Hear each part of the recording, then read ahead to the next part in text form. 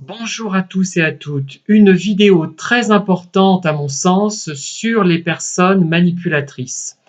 On parle souvent dans la littérature, je pense notamment au livre d'Isabelle Nazaraga, enfin au livre au pluriel d'ailleurs, d'Isabelle Nazaraga, qui nous donne des conseils pour nous exprimer face à des pervers, pour répondre aux pics qu'ils peuvent nous lancer.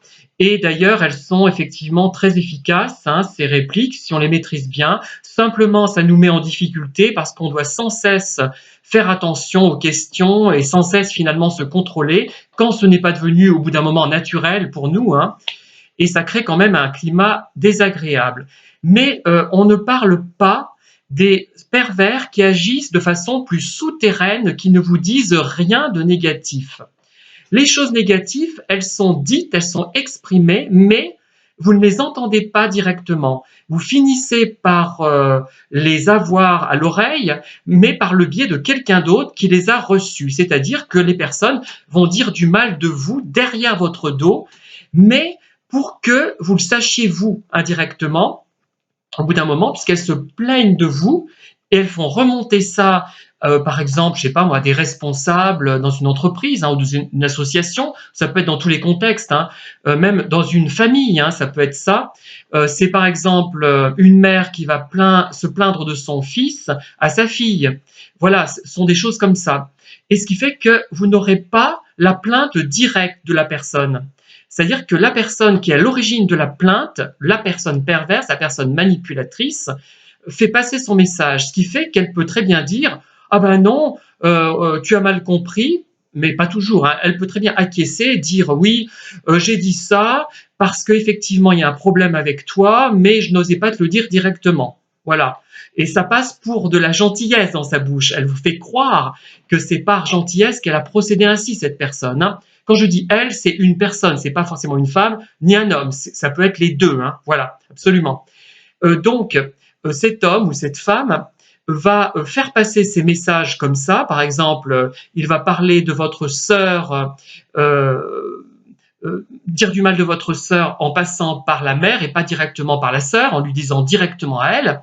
Et ça protège en quelque sorte la personne perverse parce qu'elle peut toujours retomber sur ses pieds en disant « mais non, je n'ai jamais dit ça, elle a mal compris ». Alors ça, on l'entend, vous l'avez entendu, on a mal compris. C'est fou le nombre de fois on a mal compris.